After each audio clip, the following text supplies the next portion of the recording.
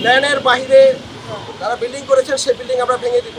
গত 20 বছরের মধ্যে তারা যদি কমার্শিয়াল ব্যবহার করে থাকেন এবং কোনো ট্যাক্স না দিয়ে থাকেন, তাহলে আমরা তাদেরকে পর্যন্ত ট্যাক্স আরোপ করবো এবং তাদেরকে আমরা বাধ্য করবো সরকারকে এই রাস্তা নির্মাণ করার জন্য কোঅপারেশন করতে আমরা বাধ্য করবো।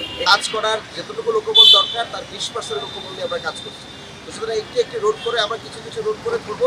এই রোডে এবং অন্য কিছু রোডের মধ্যে যারা ফুটপাতে দোকানের বাইরে গিয়ে ফুটপাতকে ব্যবহার করে মোটরসাইকেল ধোয়ার ব্যবসা করছেন, অন্য কাজগুলো করছেন, ওয়ার্নিং দিব এবং এই ওয়ার্নিং দেওয়ার পরেও যদি তারা এই কাজগুলো করে থাকেন আমরা ট্রেড লাইসেন্স বন্ধ করে দেবো। পরবর্তীতে প্রয়োজনে আমরা দোকান সিলগালা করে দেবো, বাড়ির মালিককেও আমরা পানিশমেন্ট দেবো।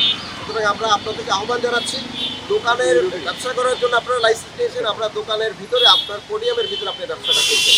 সুতরাং আমরা অনেক কঠোর হব এবং আপনাদেরকে আহ্বান জানাচ্ছি, আপনারা আপনাদের যতটুকু স্পেস আপনার আছে সেই স্পেসে আপনি আপনার কমার্শিয়াল অ্যাক্টিভিটি পরিচালনা করুন। ধন্যবাদ।